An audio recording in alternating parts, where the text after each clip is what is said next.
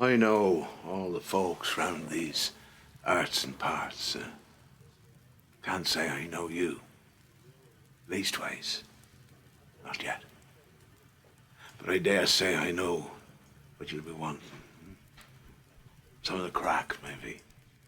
A wee yarn with your sup, is it? No harm in that. Come on over. Warm yourself, I'll warn you, though.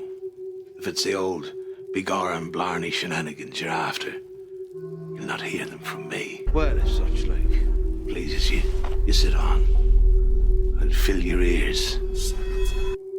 And see what story is meant for you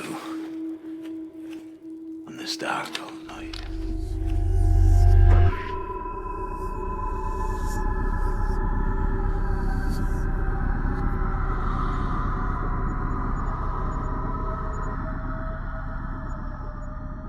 I'm Chris. I'm Spence. And this is the Irish Gothic Podcast. Welcome back to part 2 of our deep dive into the leprechauns. In another story about leprechauns, a man once caught a leprechaun and was led to a tree in a forest under which the leprechaun swore to him that all his treasure was buried. But having no shovel, he took off his coat, which was a lovely red coat, and he hung it on the tree so he would have a marker where to go back to dig it up. So off he goes, back to his house, and he gets a shovel. But when he got back to the forest, his mouth fell open, for every tree in the forest had a red jacket hanging on it. That's them sneaky leprechauns. Sneaky leprechaun. Hey, I tell you what, I bet you wish you had just dug with his hands now. But do you know that's so spooky, Chris? I don't want to think about it too much because it's incredibly spooky. I just put my 8-year-old daughter to bed before we started recording, and we're going through her, getting me bedtime story. And her book is different stories from around the world. And the story you literally just told was in her storybook tonight. So talk about these myths enduring. Well, it's definitely within, they don't ever die. They're always continued on. It's always word of mouth. I mean, people, when you look back on these, people have tried all sorts of tricks to catch leprechauns in pursuit of their treasure. But the little guys are always one step ahead. Some legends say leprechauns make their gold by crafting shoes, while others claim they guard the treasures of the entire fairy realm, acting as bankers. Another theory suggests the Vikings, who once conquered Ireland, buried all their gold and entrusted it to the leprechauns for safekeeping. But the legend of the leprechaun doesn't end in ancient tales. In the modern era, their influence on culture is still strong. Absolutely. It's one of those ones, I think, maybe human nature, but certainly Irish human nature. We want to believe in leprechauns. There's just something about them. And let me give you a real tangible example of this, mate. So we talked about poor old Dennis searching for leprechauns earlier, and there's actually a little bit of a festival has sprung up around trying to find leprechauns. So 1989, a local businessman, I think he was a pub owner in Carlingford in Ireland, claimed to have found evidence of a real leprechaun on the mountain of Slieve Foy. And he said that he heard a scream near a wishing well, and there he found the bones and a tiny soot, little gold coins near some scorched earth. Okay, so the evidence, they say, we gotta go, Chris, not just because it's a pub, but the evidence is now displayed behind a glass case for visitors to come and see. So as a result, a new tradition was born. There's now an annual leprechaun hunt. There's 100. They take 100 or so little ceramic leprechauns and they hide them around Slieve Foy. Tourists come every year to try to hunt them down. You have to buy a hunter's license to take part in the hunt. A little bit of entrepreneurialism there, I think. And it gets even more serious, Chris. I think one year there was a real bar of gold was the prize that was hidden on the mountain, worth €1,200 down in Slieve Foy. So a lot going on down there. Well, did you know that in 2009 the European Union even gave the mountain heritage status because there are still some leprechauns living there? That was the idea, and the European Union stamped that down. So leprechauns, they must be there. Protected by law? Absolutely. And you know, as well as the biodiversity of the land, of course. But I mean, it's really about leprechauns, it's isn't a sideline. That's just a sideline.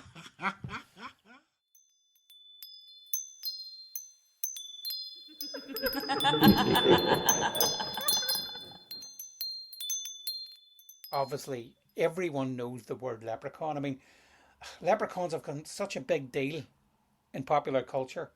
From stories to movies, leprechauns have totally captured our imagination, even inspiring scary movies, which is some of our favourites, which we'll talk about in a bit, Spence, and being mascots. For example, they're the mascots for the Lucky Charms cereal. Yes. They're also the mascots for the Notre Dame Fighting Irish and even the Boston Celtics basketball team. Oh, of course, yeah. But of course, it's the Leprechaun horror movies that most people know. The original ones starring, what's his name from Star Wars? Malik Guinness? No. No, it's the guy that played the Ewoks, and he's completely went out of my head. Warwick Davis? Warwick Davis. Starring Warwick Davis, I think there was about 5 of them, including Leprechaun in Space. None of them were Leprechaun in Ireland. They were all Leprechaun in Los Angeles and Leprechaun in various different places, but none in Ireland. They were pure horror, Chris, weren't they? They were like the kind of slashers with leprechauns, tongue in cheek, yeah. They were. I mean, it was a slightly exaggerated sort of top of the morning, I've got a big axe. Leprechauns. Well, I happen to know, Chris, that one of your guilty pleasures, because you've mentioned it before, Darby O'Gill and the Little People. 100%. I mean, it encapsulates Disney encapsulating Irish folklore. So for those who don't know the story, I don't think there can't be many people out there who don't, but go ahead. Hit us up. What's it about? What's it all about? Well, Darby O'Gill is a rogue in the town, likes an old drink. And one day he catches the king of King Brian, I believe his name was. He catches King Brian of the Leprechauns. And the way he catches him is he decides that he gets King Brian in the house and he says, "Let's have a drink, Brian, let's have a drink." And him and Brian have a drink all night. And then Brian wakes up in the morning and he realises that it's light outside. He can't go out. He has to stay. He's stuck. And that's where Darby O'Gill gets him. And he gets his 3 wishes, but of course, the wishes don't go quite to plan, do they, Spence? No, not as I remember. Folks, this is a podcast. I wish you could see the light in Chris's eyes, a little gleam in his eyes. And this is definitely one of your guilty pleasures. No, it's Sean Connery singing. It's so good. Sean Connery. I think it's... No. We'll talk about Tommy Steele. That was Tommy Steele played a leprechaun with Fred Astaire and Finnegan's Rainbow. There you go. We had Sean Connery, and then there was a famous Northern Irish actor who played Darby, Albert Sharp, and Janet Monroe. I think it was the only Disney film that ever dealt with folklore, or Irish folklore. Mm-hmm. Oh, well, no, Chris, sorry. I thought I would try and out-geek you, because I knew you were going to talk about Darby O'Gill, because you always try to find a way to bring Darby O'Gill into conversations. Disney did dip their toe again. I've never seen it. I think it's a Disney Channel movie, The Luck of the Irish. Never heard of it? 2001? If I tell you the story, it might ring a bell, because it sort of rang a bell somewhere. A teenager discovers he's part leprechaun, has to protect his family's magical heritage. Light-hearted family fun. I'm not sure about that one. 1998, then, there was a very unlucky leprechaun, a family movie centered on a young girl who befriends a leprechaun who had been cursed with bad luck. And together, the girl and the leprechaun set off to break the curse. That sounds rather charming, I have to say. I haven't seen it, honest. Well, I mean, Finnegan's Rainbow that we just talked about, that was an American comes to Ireland story. So you had Fred Astaire comes to Ireland. You had Tommy Steele as the little leprechaun, and he catches Tommy Steele, and the idea is he's trying to save the town. And oddly enough, I'm not sure it was the first film, but it was certainly one of the first films that Francis Ford Coppola directed. Really? Yeah. And I mean, I heard a story. I mean, I'm sort of paraphrasing a little bit here. I heard a story because anyone who's old enough to know those sort of older sort of Disney films and stuff, Tommy Steele was a dancer, Fred Astaire was a dancer, Gene Kelly was a dancer. And on day one, Tommy Steele tells a story where he comes in to see Fred Astaire, and Fred Astaire is well known globally for being one of the best dancers of his time. And Fred Astaire says to Tommy Steele, "Show me what you've got." So Tommy Steele gets up nervous, dances around the room, does all his bit, and he stops. And Fred Astaire goes, "You were taught by that fucking Irishman." And he was talking about Gene Kelly. And he was berating him for being taught and doing Gene Kelly moves. We've completely alienated our young audience now. yes, yeah. We've definitely given up the game there. Look to the rainbow, follow the fellow who follows a dream. Like, there's more movies there than I thought, to be honest. But that being said, still fairly underrepresented. Well, they certainly are. Wouldn't you say? Like, for a character that can do so much, it's got magic powers. WWE, they were involved in a film, like a remake of Leprechaun, with a small wrestler, I think Hogswaddle, or I don't know what they called him. It was strikingly similar, I think the problem is we fall into cliche, and it's... Yeah. Well, actually, we've just had St. Patrick's Day, and we've talked about St. Patrick's Day quite a few times, and there's a number of cliches that fall into that. The St. Patrick's Day just passed there. I saw Chicago turning their rivers green, and, so there's a lot of the happy, drunken Irish person cliche. It reminds me, Chris, from your topic from last time, when we talked about shillelaghs, and how that became a symbol, yes, of Ireland, but also of Ireland... almost a snobbery, like drunken, riotous Irish, almost depicted as cavemen with their big sticks like troglodytes. You look at Lord of the Rings and you look at Gandalf, for instance. You've got this. Gandalf isn't a leprechaun, but you've got this guy with a big staff, and the staff is a weapon. So it's very much. I know that we talked slightly about this when we were doing shillelaghs, but they're always ready for a Barney. Everybody's ready for a fight.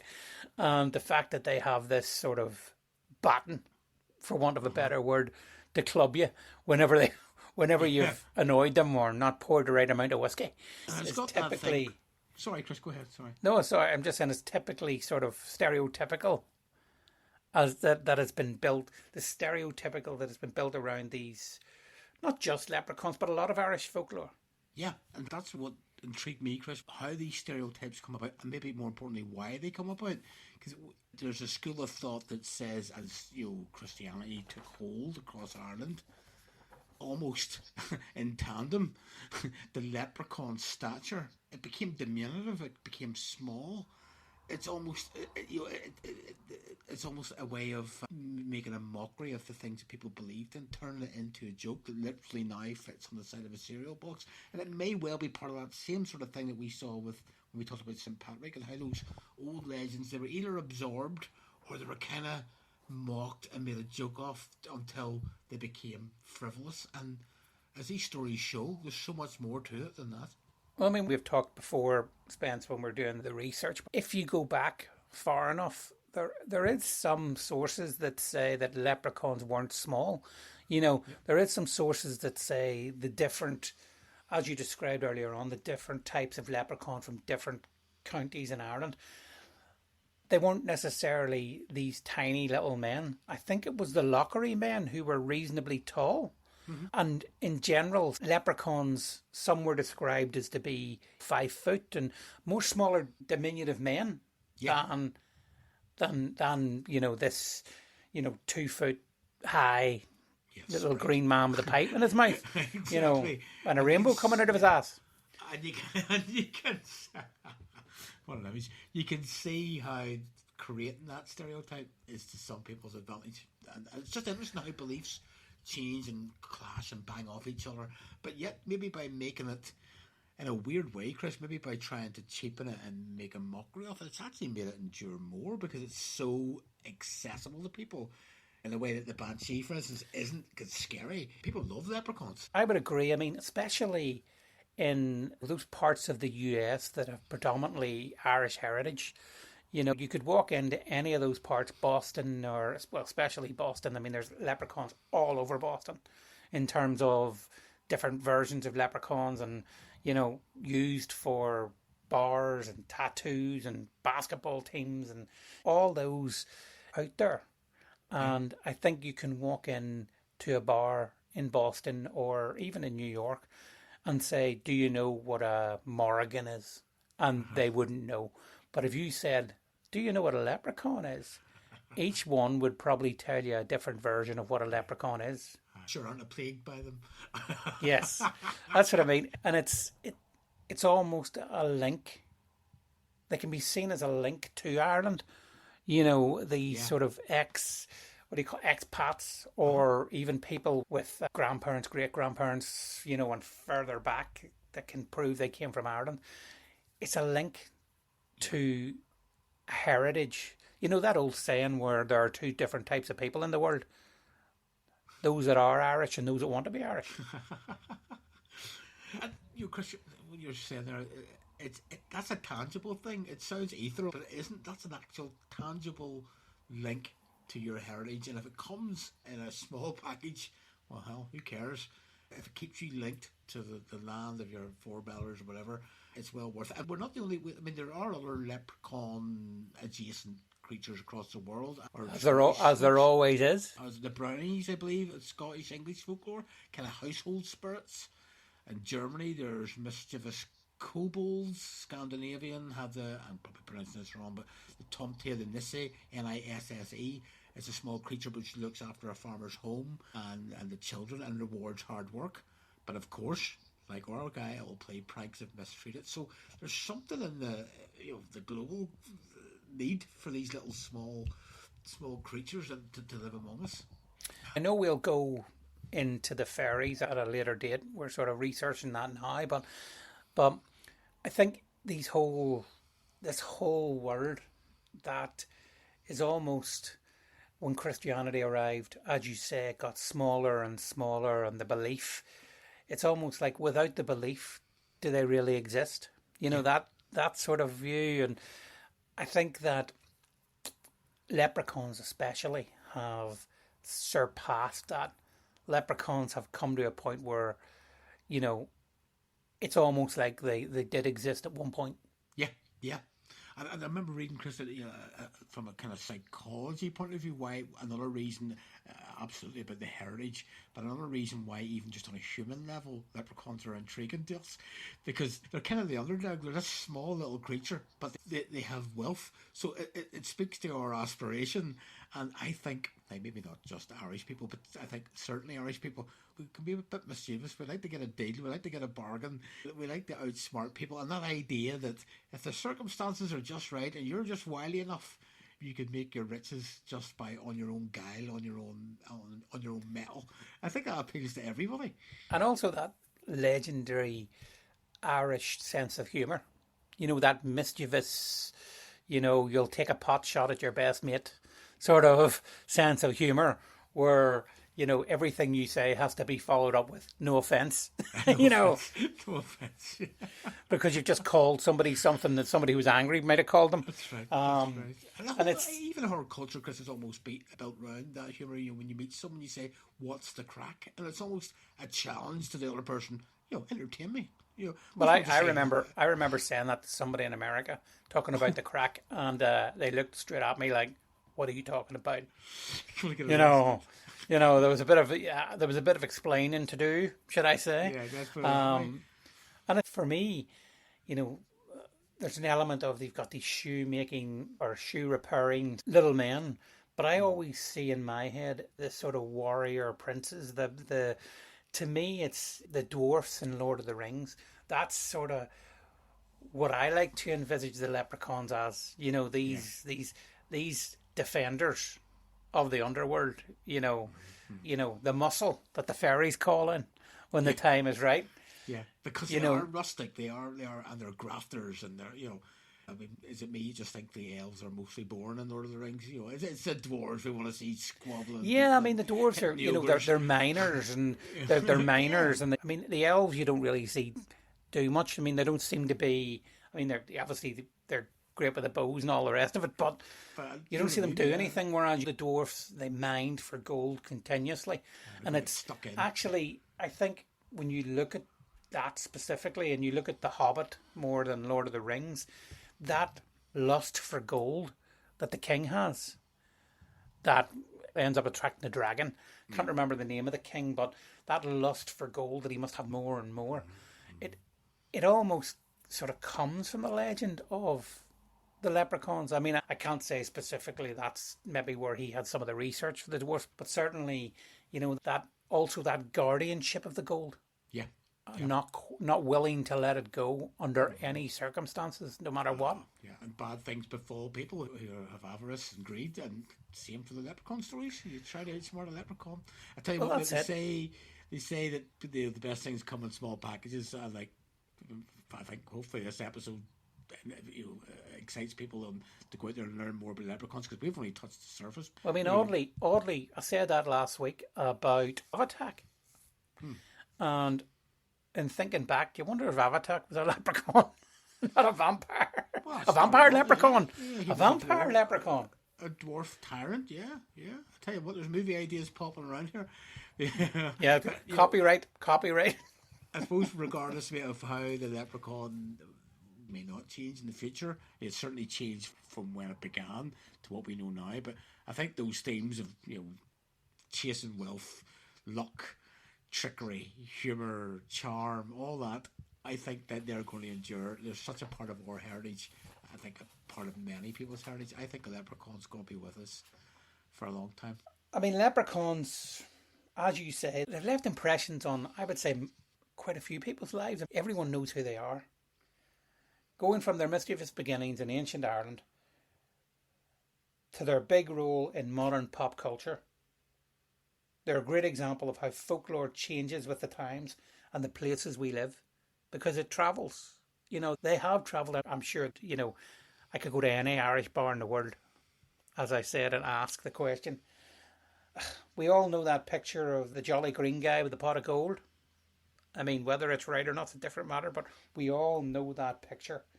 But if we really look into their history, we find out, like you say, so much more interesting and exciting stories about solitary fairies who were skilled shoemakers, treasure guardians, and even a little bit mischievous. Love it. I do remember, if you're ever in Ireland and you get yourself in a spotted baller, you just have to say the leprechauns made me do it. Yeah, and also in Dublin, funnily enough, just as I'm saying, in Dublin there's a leprechaun museum. I haven't been there yet, but maybe we should do a field trip to the Leprechaun Museum in Dublin. That would be quite exciting. Getting longer and longer, because you know we've got about 4 or 5 field trips that we're going to have to completely. I think we're going to have to move to a video podcast at one point, but we'll see how that goes. Maybe as we get more towards the summer, we'll take a day and go and do one of these things.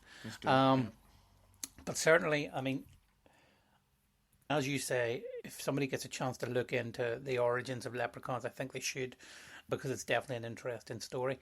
So, what are we doing next week, Spence? I think it's, you know, I think it's maybe, let's just pull one out. Let's say the Morrigan. Yeah. Very interesting. Female god of war. Am I right now? Yeah, absolutely. Yeah, war and sort of pestilence. We sort of touched upon it a wee bit when we talked about the Cave of Cats, but yeah, maybe a little change of pace and tone from the little people. Yeah, absolutely. Let's do the Morrigan. Absolutely excellent. So I think we'll end it there, Spence. All right, people. Well, no matter where you are in the world, top of the morning to you. And please tune in next week for the Morrigan. Yeah, take care, folks.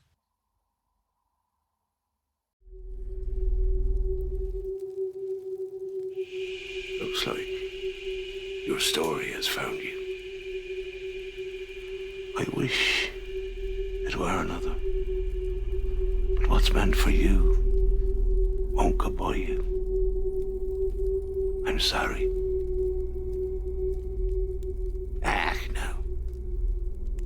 no need to look so scared, eh? Enjoy the fire. Have a sup. Sure.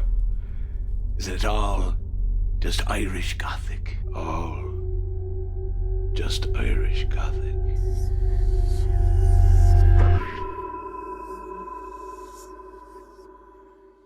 You can find us at Irish Gothic Pod on Instagram or X. Or if you want to support us, please buy us a coffee.